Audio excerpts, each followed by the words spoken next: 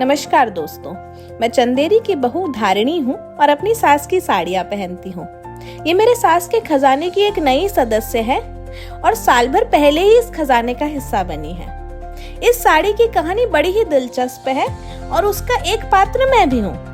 बात है साल भर पहले की, जब हम मेरी शादी के वेन्यू की तलाश में मांडू गए थे। मौसम बड़ा ही खुशनुमा था और हल्की हल्की सी बारिश में धुंधला सा नजारा दिखाई दे रहा था। उस धुंध के बीच में पापा को एक साड़ी की दुकान दिखाई दी। पापा उस वक्त तो कुछ नहीं बोले, पर लौटते में धीरे से बोले, साड़ी की दुकान दिखाई दी थी रास्ते में और शायद हैंडलूम लिखा था उसके ऊपर। पापा का बोलना भी पूरा नहीं हुआ कि माँ बोल पड़ी, अरे कहाँ है, चलते हैं ना। उस दिन मैंने माँ का साड़ियों के प्रति प्रेम प्रत्यक्ष रूप में महसूस किया था।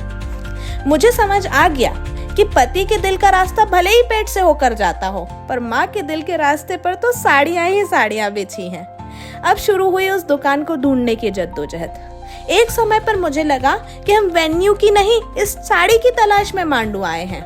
आखिरकार पापा ने दुकान ढूंढ ही ली और नतीजा आपके सामने है ना इंटरेस्टिंग सी कहानी। तो ये थी इस साड़ी की कहानी।